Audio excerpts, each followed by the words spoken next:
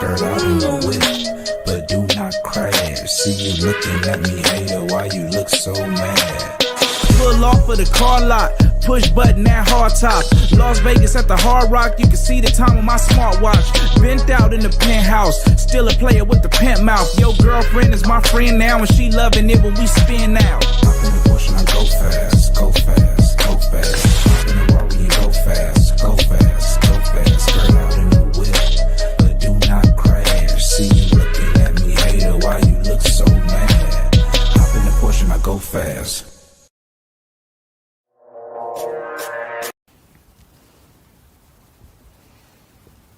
Salut à tous, salut David. Salut. Nous étions avec vous ce matin à Paris pour vivre ensemble les 15 minutes d'entraînement des Rouges et Bleus de Christophe Galtier. Désormais, nous avons changé de décor, nous avons passé également la frontière française et nous voici en Italie dans le stade de la Juventus. David, avant le match de demain et la conférence de ce soir. That's right. The press conference is in a few minutes. Head coach Christophe Galtier will be with Sergio Ramos for their press conference. As you can see, we're inside Juventus Stadium. This is the stage for match day 6 in the group stage tomorrow evening.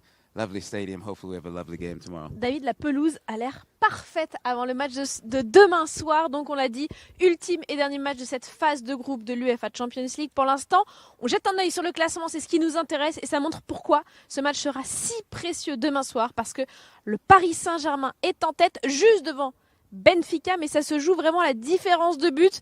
Ils sont à égalité de points, vous le voyez, 11 chacun. David, 4 buts de différence. Le Paris Saint-Germain doit consolider cette première place. Yeah, what you see there is the group standings of the Champions League. Of course, we've already qualified to the next stages of the Champions League. But you want to finish top of the group. At the moment, on top of the group with 11 points, tied with Benfica, but goal difference is the difference here. Et oui, c'est la grosse différence et c'est ce qui va se nouer ici, à la fois demain et à la fois dans l'autre match qui opposera évidemment le Benfica Lisbonne au Maccabi Haïfa. Ici, on va rencontrer une équipe de la Juve un peu en difficulté à la fois dans son championnat et en Champions League. Vous le voyez, qui figure donc à la 3e place. Elle aussi, elle va essayer de se battre demain pour finir en beauté. David, un voyage où c'était vraiment la détermination de le mettre au mot des Parisiens. Yeah, that's right. On the way here, the guys were focused, of course, and that was the focus in the training session as well. We saw there were a lot of smiles, but of course, the motivation remains the same to finish the group on top. C'est comme David, regardez, David il a le smile, Yeah. il rigole, mais il est très concentré, même si on n'a pas l'impression. Exactly. Il est focus sur le travail. Et donc c'est vrai que là on voit les Parisiens qui ont quitté la capitale française pour traverser les Alpes et rejoindre ici le Piémont. Mais David, c'est vrai que ce matin on a vu beaucoup de sourires, beaucoup de rires. On a vu également, il y avait Neymar qui participait notamment à la séance d'entraînement. Mais on rappelle que le Brésilien numéro 10 sera suspendu pour le match de demain. Mais ça n'a pas empêché que tout s'est fait quand même dans la bonne humeur. On rappelle que le Paris Saint-Germain est, quoi qu'il arrive, déjà qualifié pour les phases finales. Yeah, exactly. A few updates, of course. Presnel Kimpembe did not travel with the squad. He picked up a little knock in training. It sounds like he'll stay at the training center to heal. Neymar Jr. is suspended for tomorrow. But of course, the good news that you guys saw earlier this week, Danilo Pereira back with the squad. En effet, je l'ai dit, donc pas de Neymar Junior suspendu, donc on l'a dit, pas de Presnel Kimpembe qui a eu une petite alerte à l'entraînement de ce matin. Il était pourtant présent à la séance collective. Pas de Keylor Navas qui est touché au lombaire. En revanche, la bonne nouvelle, c'est le retour du Portugais Danilo Pereira, ô combien précieux. Il sera de retour. Également, nous aurons notre talisman, Sergio Ramos, invaincu. Et lui, il a un record absolu du meilleur départ de l'histoire du Paris Saint-Germain. Et ça tombe bien, on va l'entendre dans quelques minutes en conférence de presse ici dans ce stade. Yeah, he's going to join that coach there, but he's got a great record. The best start to life of any Paris Saint-Germain player in history. 30 matches unbeaten, and he's looking to continue that trend tomorrow. Now, this Juventus team that they're going to play tomorrow have had some struggles, as you pointed out, both in the Champions League and in Serie A, sitting 7th place currently in Serie A. En effet, 7e place pour les hommes de Max Allegri, qui eux, ont donc connu quand même pléthore de défaites. Une seule victoire dans ce groupe H pour l'instant, l'exact contraire du Paris Saint-Germain, qui est invaincu sur tous les tableaux. Invaincu évidemment en Ligue 1 où nous pointons en haut du classement avec 5 points d'avance sur Lens. On reste sur encore une très belle victoire. En Ligue des Champions, on reste sur une très belle victoire. Ah, je vois que Sergio Ramos est là. Yeah, coach is Ouais, there. on en reparle juste après. Allez, à tout de suite. De Christophe Galtier et de Sergio Ramos. Nous allons commencer, s'il vous plaît, par les questions pour Christophe Galtier dans un premier temps, puis ensuite pour Sergio Ramos. Merci de lever la main et d'attendre le micro si vous souhaitez poser une question.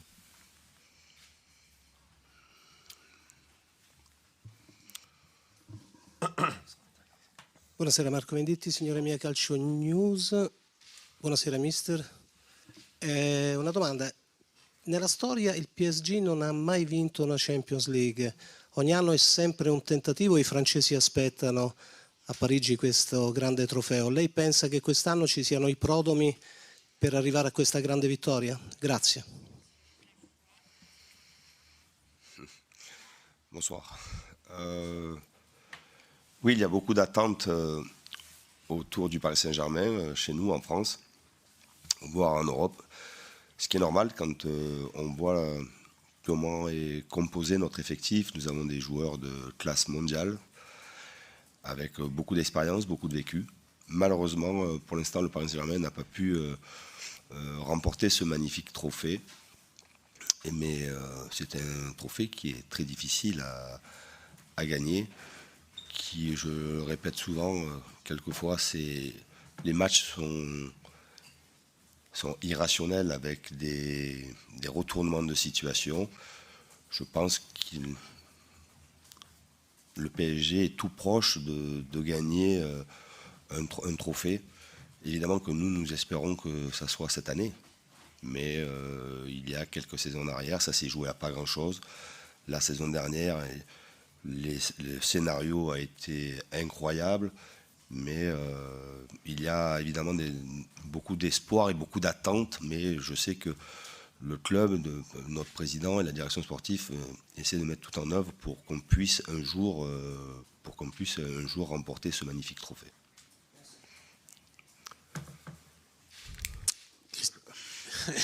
Christophe, bonsoir, de l'Excellence Le Parisien. Vous venez sans Presnel qui venait de reprendre, qui avait joué contre Troyes. C'est un coup? Est-ce qu'il faut s'inquiéter pour la suite, et notamment pour le mondial, ou c'était juste pour ce coup-là? Presnel évidemment était revenu dans le groupe, a pu participer au match de Champions League. Le dernier match Champions League a joué le week-end dernier. Et tout allait bien, mais aujourd'hui, il a pris, en fait, on lui a marché sur son tendon. Il avait un tendon déjà douloureux sur lequel beaucoup de soins ont été effectués. Mais aujourd'hui, sur la dernière séance, on lui a marché dessus et la douleur était trop importante pour qu'il puisse participer à la rencontre. Mais aujourd'hui, il n'y a rien d'alarmant par rapport au match qu'il nous reste à jouer. Bonsoir Christophe, Damien Degore, l'équipe. Ce match contre la Juve demain ne va pas engager le club sur la qualification puisque vous êtes déjà qualifié, mais par contre va déterminer votre positionnement dans le groupe. Est-ce que finir premier, quand on sait ce qui s'est passé la saison dernière par exemple avec le Real Madrid, tu évoquais le scénario tout à l'heure, est quelque chose d'indispensable aujourd'hui pour Paris? Évidemment, c'est quand même beaucoup plus agréable de venir sur le dernier match et d'être qualifié. C'était un objectif obligatoire au Paris Saint-Germain. Après, il y a évidemment cet objectif de finir premier. On connaît les conséquences, souvent les conséquences lors des tirages, quand vous finissez second. Nous sommes le Paris Saint-Germain, nous avons cette ambition-là et évidemment que c'est un objectif sportif très important. On en a parlé évidemment avec les joueurs, on est tous concentrés sur cela. Même si si les novices peuvent penser que ça va être un match moins accroché qu'un autre, non, ça ne sera pas le cas. Nous avons l'ambition et le devoir de finir premier pour atteindre un tirage plus clément. Et on sait qu'en face, on aura la Juve qui est éliminée de cette compétition-là, mais qui elle, va tout faire pour, se qualifier pour l'Europa League, et deux, comme c'est un club avec une histoire incroyable, c'est un club historique, et dans ce club-là, on ressent beaucoup d'orgueil et de fierté, donc on aura un match à mon avis ouvert et très engagé avec une ambiance extraordinaire. Mais pour répondre précisément à votre question, évidemment qu'on est très déterminé, très motivé pour obtenir cette première place. Bonsoir Christophe. Emmanuel Banguet pour l'AFP. Est-ce que dans la quête de la Ligue des Champions, battre enfin la Juve une deuxième fois et l'éliminer, et gagner ici, c'est important puisque le PSG n'avait jamais réussi avant cette année à s'imposer? Ici et avant. Oui, il y a eu des défaites difficiles. Il n'y a pas la volonté de dire il faut battre la Juve parce que historiquement ça n'a jamais été le cas dans l'histoire du club. Et non, on a l'ambition de jouer pour l'emporter parce qu'il y a un objectif très important, c'est la première place. Après que la Juve soit éliminée, c'est malheureux pour la Juve, mais nous on est focus sur ce que l'on doit faire et aller à la quête de cette première place. Bonsoir coach, Fabrice Hawkins, RMC Sport. Je voulais attirer votre attention sur la défense et notamment sur un point précis, sur les corners, parce que vous étiez très performant. Vous étiez très performant dans ce domaine avec Nice la saison passée. Cette saison, vous avez pris quelques buts sur ces phases arrêtées, notamment sur les corners. Pourquoi ça fonctionne un petit peu moins bien? A priori, vous avez les joueurs en plus offensivement et défensivement pour faire la différence? Oui, évidemment que ce constat que vous faites, on l'a fait et je l'ai fait et que j'étais même très agacé suite aux 2 derniers matchs et qu'il y a des positionnements qui ne sont pas bons, pas respectés, mais c'est aussi une question d'état d'esprit, d'engagement, quelquefois de sacrifice que nous n'avons pas eu sur le match face à Haïfa et que nous n'avons pas eu face à Troyes le week-end dernier. J'en ai parlé ce matin précisément avec mes joueurs et on en a plus que parlé, on l'a travaillé, mais c'est surtout en dehors de la valeur intrinsèque de chaque joueur sur sa capacité à gagner des duels aériens. On perd beaucoup de deuxième ballons dans la surface de réparation sur les coups de pied arrêtés. Et ça dénote un manque de concentration et quelquefois un manque d'investissement. Et sur ça, il faut y remédier parce que je crois, depuis notre première rencontre face à la Juventus, la Juventus a marqué beaucoup de buts sur coup de pied arrêté. Ils ont une qualité de passeur et une qualité aussi athlétique devant et que demain on sera sûrement sollicité sur les coups de pied arrêtés et qu'il faudra être à la fois très vigilant, concentré et déterminé. Bonsoir coach, Giovanni Castaldi, la chaîne L'Équipe. Au-delà des coups de pied arrêtés, votre équipe concède aussi pas mal de situations. Est-ce que vous pensez que c'est une équipe qui est faite pour vivre sur le déséquilibre et qui peut être performante comme ça? Ou vous êtes toujours à la recherche de plus d'agressivité à la perte du ballon? Vous avez à la fois dans les deux questions, vous avez la réponse. Est-ce qu'on doit vivre dans le déséquilibre? Non, mais on a des profils de joueurs et une manière de jouer qui fait que il va y avoir du déséquilibre à un certain moment, de par les profils des joueurs que nous avons et cette envie aussi d'attaquer. Mais c'est sûr que sur la réaction à la perte, évidemment que j'en ai parlé, j'en parlerai encore demain, je montrerai encore demain qu'il y a quelquefois l'envie d'être présent, d'être là à la réaction à la perte, mais sans intensité, avec quelques retenues, sur notamment notre dernier match de championnat, sur les situations que nous avons concédées. Nous étions très proches du ballon et de l'adversaire sans gagner le duel.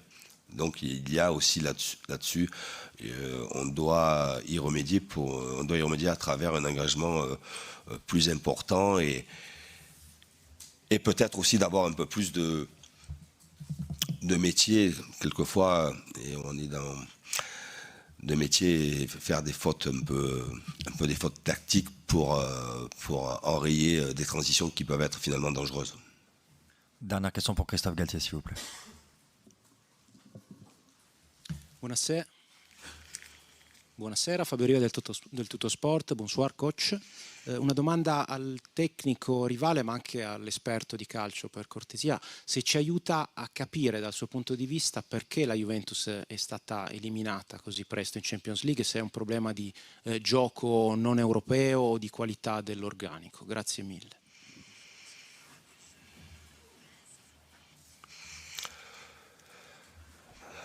Oui. Je pense tout simplement que la Juventus a manqué de réussite et surtout n'a jamais eu son équipe type et son effectif à disposition dans cette compétition.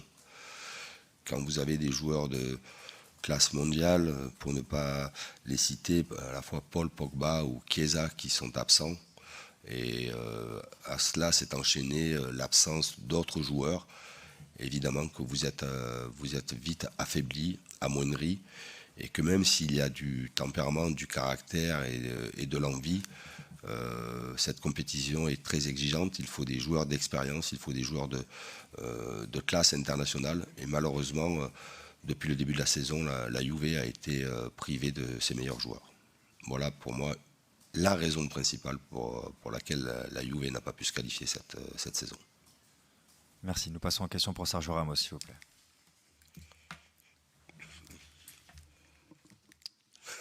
Bonjour Sergio, Stéphane Bianchi, Journal Le Parisien. On est à 3 semaines de la Coupe du Monde. Ça fait 1 an et demi que vous n'avez plus été sélectionné. Quel pourcentage de chances vous vous donnez de participer à ce mondial et qu'est-ce que ça représenterait pour vous d'y figurer? Bueno, buenas noches. Bueno, mañana hay un partido muy importante de Champions, pero respecto a la selección, yo creo que todo el mundo sabe lo que significa para mí defender los colores de mi país.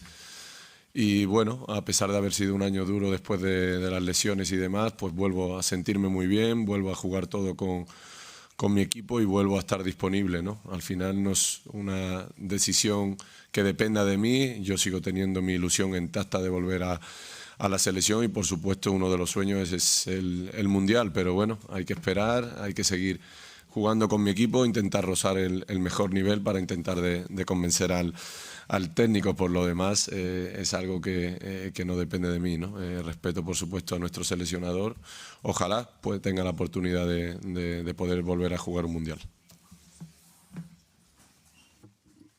Bonsoir Sergio, Loïc Tanzi, l'équipe. On vous a longtemps connu adversaire avec Lionel Messi, vous sous le maillot du Real Madrid, lui à Barcelone. Ça fait 1 an et demi maintenant que vous jouez avec lui. Quel type d'homme vous avez découvert maintenant que vous êtes sous le même maillot et quelle relation vous avez avec lui? Merci beaucoup.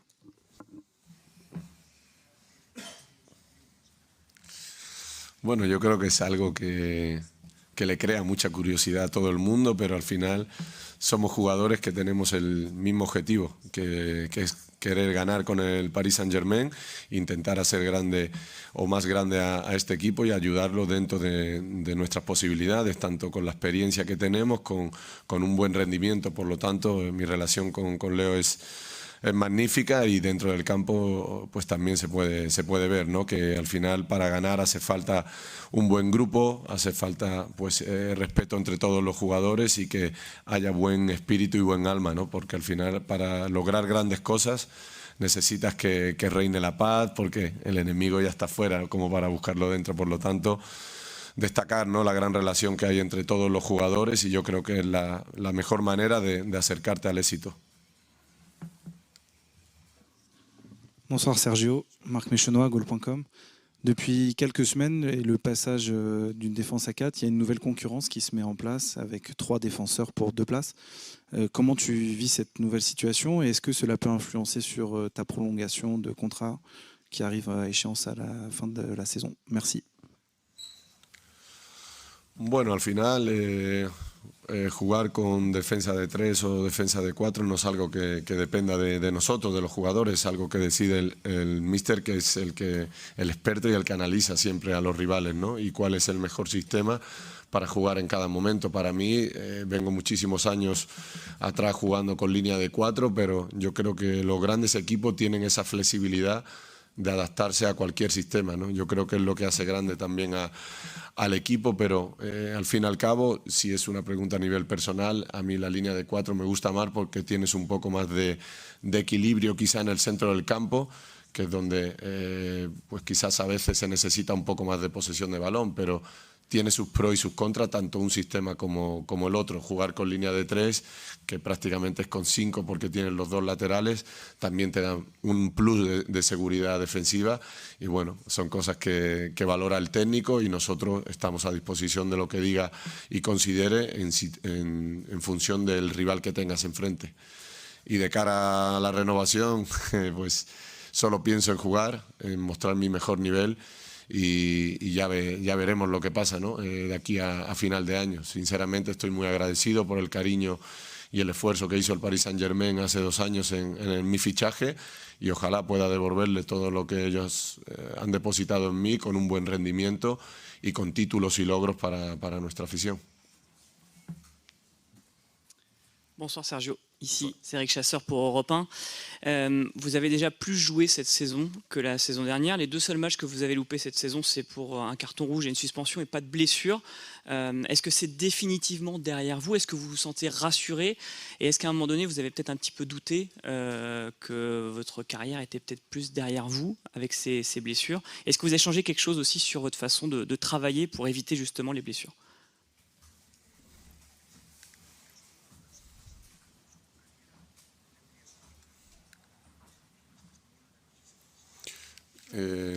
No, para nada. Al final, el año pasado fue un año duro porque al final tuve lesiones, tuve que adaptarme a un club después de pasar prácticamente toda mi vida en el Real Madrid, pero bueno, eso son etapas que tocan vivir, ¿no? Al final, a lo largo de mi carrera he tenido la suerte de estar muy poco tiempo lesionado y el año pasado pues me tocó vivir esa experiencia, ¿no? En ningún momento pensé que era el fin, todo lo contrario. Al final son etapas y cosas que nos pone la vida, tanto a nivel personal como profesional. Y en este caso, si hay algo que le da sentido a mi vida, es el esfuerzo, la dedicación, la profesionalidad y la perseverancia, ¿no? Yo creo que es lo que me define mejor y lo que define todo lo que he conseguido a lo largo de mi carrera. Y vine aquí pensando que iba a rendir al máximo nivel y creo que estoy en ello, ¿no? Está totalmente olvidado el año anterior, con un cambio que creo que también fue importante, como en la directiva, en el entrenador, en jugadores, en muchas cosas. Y hoy sí puedo decir que estoy feliz, ¿no? En París, que estoy totalmente adaptado y que estoy también con mucha hambre de conseguir cosas, de conseguir títulos y de rozar mi mejor nivel como he hecho durante toda mi carrera. Si algún día tengo una mínima sospecha de que está acabado, me quedaría en mi casa disfrutando de mis hijos y obviamente no perdería el tiempo, pero creo que me quedan algunos que otros años al máximo nivel de fútbol porque vivo para y por y amo este deporte. Por lo tanto, al final, cuando le dedicas tanto al fútbol y en tu vida, yo creo que al final acabas recogiendo, como el caso actualmente, de poder sentirme bien, sentirme feliz y poder rendir al máximo nivel. Y respecto a Cartoon Rouge, para mí no es ningún problema, todo lo contrario. Forma parte también del juego. Eso sí, nos debe de servir para aprender los pequeños detalles y cómo es el fútbol en Francia también, que todavía tengo que aprender muchas más cosas. Hola Sergio, buenas tardes, me alegro de que estés teniendo una muy buena temporada. Muchas gracias. Soy Moisés Llorens de ESPN. A relación de lo que preguntaba el compañero de tu relación con Messi, 2 cosas. La primera, ¿es mejor tenerlo como compañero? O sea, ¿cómo lo vives tú teniéndolo en tu equipo? Y la segunda, si lo ves muy focalizado a él en el Mundial, en poder ganar el Mundial. ¿La primera cuál ha sido, perdón? La primera, que si para ti es mejor ahora tenerlo como compañero. Perdona. Sí, por supuesto. Hombre, yo creo que a cualquiera que le des a escoger tener a Messi enfrente o en contra, yo creo que la respuesta es muy rápida, ¿no? y muy sincera, por supuesto, ¿no? Yo creo que Leo sigue rindiendo al máximo nivel. Por eso siempre hacemos, quizás los jugadores que más edad tenemos, hacemos hincapié en que no se debe, ¿no?, medir a los jugadores por la edad, sino por el rendimiento. Y lo sigue dando, ¿no? Sigue siendo los jugadores más determinantes del mundo y uno de los mejores del mundo. Por lo tanto, para nosotros es un privilegio tenerlo dentro del equipo y mucho peor tenerlo siempre enfrente, ¿no? que ya lo sufrimos durante muchos años.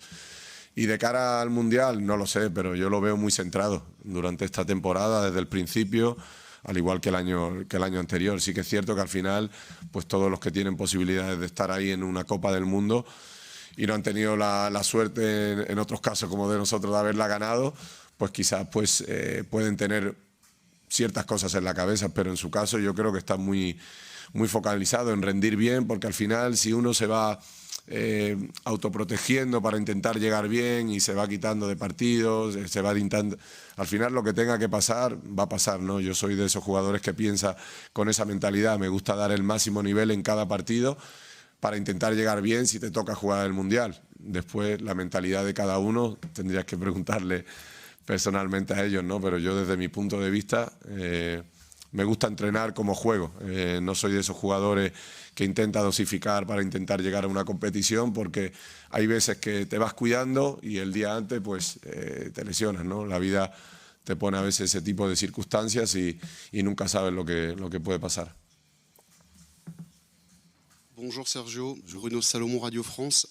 Deux petites questions. Quel regard portez-vous et quelle est votre relation avec votre capitaine Marquinhos, avec qui sûrement vous serez aligné demain? Et la deuxième question, c'est qu'est-ce que ça vous fait d'être le porte-bonheur du Paris Saint-Germain, puisque dès que vous êtes sur le terrain, Paris ne perd jamais?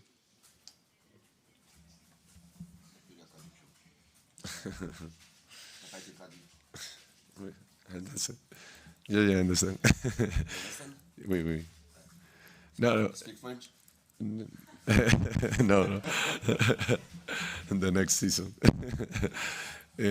No, mi relación con Marqui es buenísima, ¿no? Sí que es cierto que desde que llegué al Paris Saint-Germain, la relación mía con todos los compañeros es maravillosa, extraordinaria, ¿no?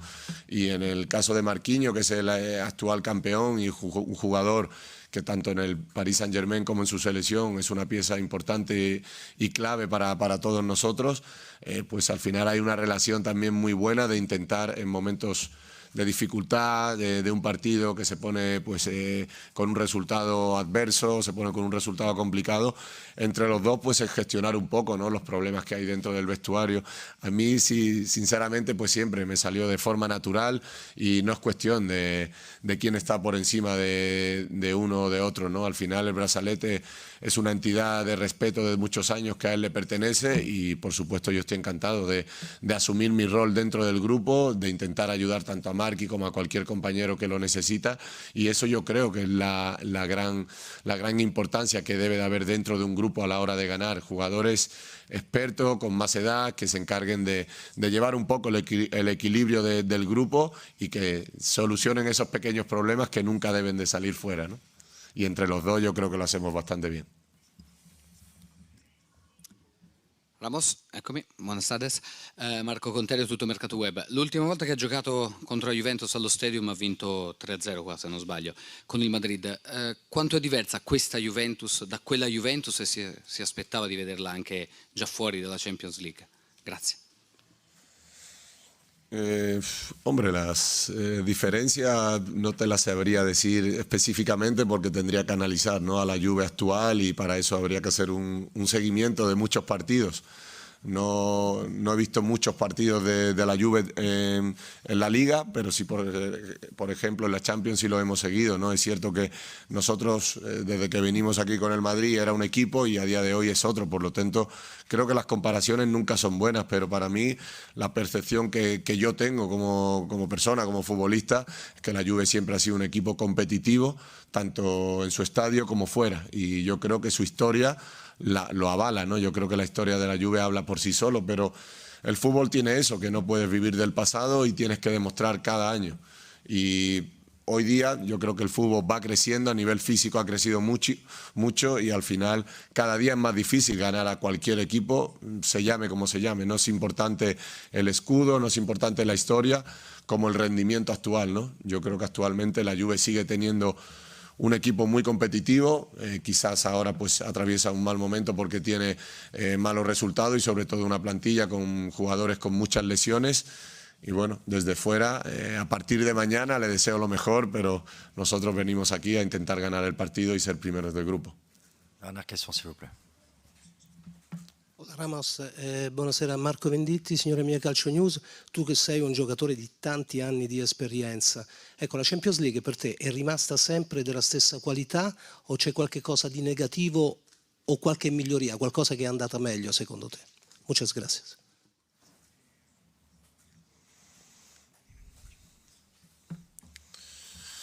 Yo creo que sí, al final yo creo que la Champions se define por pequeños detalles, ¿no? Te demuestra que hay equipos casi siempre, todos los años gana un equipo diferente y los pequeños detalles pues son en esos partidos que son muy determinantes, donde el resultado a veces no es tan numeroso y es un poquito menos. Eso te demuestra que la competición tiene una dificultad tremenda y que cualquier equipo, haciendo las cosas bien, puede acercarse un poco, ¿no? a lo que es ganar, pero no todos la ganan, ¿no? Yo creo que al final un poco el factor de la suerte, el factor de la historia, el imponer la credibilidad que el equipo se va ganando a lo largo de esa temporada, yo creo que todo es importante y todo es una suma o una resta, ¿no? Pero yo creo que la Juve siempre es un equipo al que se le espera en Champions, sea el rival que sea el que tenga enfrente, ¿no? Pero bueno, al final el fútbol es muy complicado y si fuese matemática todo el mundo tendría Champions en su casa. Merci à tous, bonne soirée.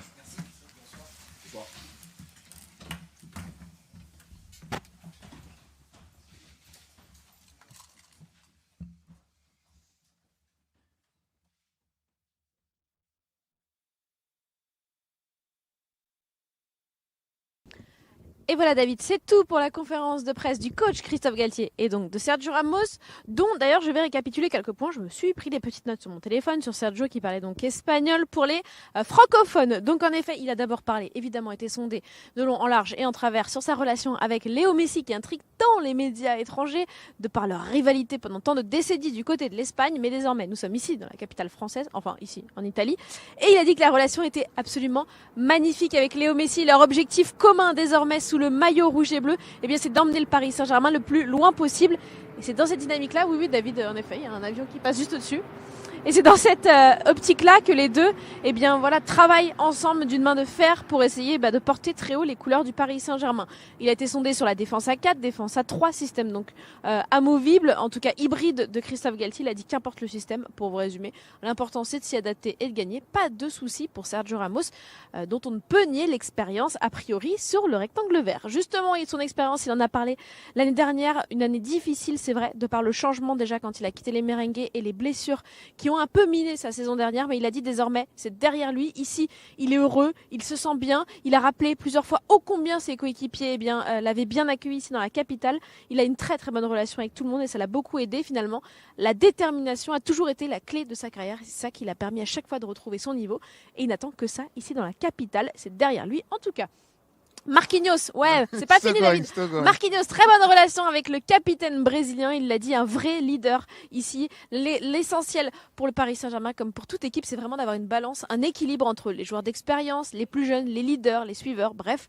Eh bien, Sergio Ramos se sent plus épanoui que jamais dans les rangs du Paris Saint-Germain. Et enfin, je garde le meilleur pour la fin. La Juve, donc, et la Champions League, les clés de la Champions League, évidemment, ça se joue à beaucoup de choses, David, ça se joue à la chance, à la détermination, à l'histoire, et l'histoire, il en a parlé notamment pour le stade, oui aussi, mais l'équipe turinoise. Et il l'a dit, les Bianconeri, finalement, ils ont l'histoire pour eux, qui parle pour eux. Ils ont déjà tout gagné ici en Serie A. Ils ont déjà évidemment vécu beaucoup de choses également en Champions League. Donc évidemment que ça reste une grande équipe. Cette saison, ils ont été minés par les absents, minés par les blessures. Mais ça va être forcément un gros challenge demain soir ici, même s'ils auront des absents, David, parce qu'il sait que ça va être une équipe, quoi qu'il arrive, qui sera compétitive parce qu'elle va tenter de choper sa place pour l'Europa League. Well done. Bon, allez, well done. That is the translation there. Head coach Christophe Galtier and Sergio Ramos have just given their press conference. Now from Christophe Galtier, his message was clear. We are here to finish on top of the group. That is the responsibility of the club and of the players. So the team is definitely focused on that. He said they spoke a little bit about set pieces as well, which he said this is something that we're working on in training. As for Sergio Ramos, he spoke a lot about his teammates and the good connections he has with Messi and Marquinhos and their players, all with the same objective, to win for Paris Saint-Germain. So that was great. Ok, c'était parfait. C'est Yeah, parfait, it was parfait, absolutely ouais. brilliant, yeah. Parfait, David. Et donc, c'est vrai que le coach Christophe Galtier était passé juste avant et lui aussi, il a dit combien c'était important. Il a dit c'est un devoir et une ambition pour le club de la capitale. Cette première place, on sait ô combien elle est importante parce que pour l'instant, eh bien, le Paris Saint-Germain et le Benfica se regardent vraiment dans les yeux, droit dans les yeux. Seul le goal average fait la différence, 4 petits buts. Mais on sait que sur un match, il peut se passer beaucoup de choses. Le 7-2 face au Maccabi Haïfa montre qu'il peut y avoir beaucoup de buts dans un match. Le Paris Saint-Germain veut consolider sa première place. C'est l'objectif, David. Yeah, that's right. And those goals that you point out against Haifa do help a lot in that goal difference. And speaking about Sergio Ramos, you spoke about Juventus as well, saying that no matter that this team is going through injuries, they're going through rough patches, they're still a competitive team, and the history that this club has is still huge. So still have to respect that. And going into this match, it'll still be a difficult match. Alors, petit point, on en parlait juste avant que la conférence de presse commence. On vous rappelle, pour ceux qui nous rejoignent, le groupe parisien donc, qui a voyagé ici, on a la joie et le bonheur de retrouver donc, le Portugais Danilo Pereira. En revanche, pas de Neymar Junior qui est suspendu, pas de Presnel Kimpembe qui est touché à l'entraînement, pas de Keylor Navas touché au lombaire. Yeah, those are the 3 players that did not travel with the squad. That was Keylor Navas, Neymar Jr., Neymar suspended, and Presnel Kimpembe. Et enfin, on rappelle évidemment la dynamique incroyable du Paris Saint-Germain. 19 matchs depuis le début de la saison sans connaître la moindre défaite. Que ce soit le titre, Trophée des Champions, en Ligue 1, on a 5 points d'avance sur Lens. Bref, on va pas s'attarder. La Champions League, David, où nous sommes invaincus et on reste sur un magnifique 7-2 face au club israélien du Maccabi Haïfa. No, that's right. 19 matches unbeaten thus far this season. The season has been It's been a great start to the season thus far. There's only 3 more matches now before the World Cup. Hopefully the team can go and win all those matches going into the World Cup. En effet, c'est un compte à rebours à la fois pour les joueurs, à la fois pour le club de la capitale. Désormais, on a envie de retrouver les phases finales. Ça va être fait.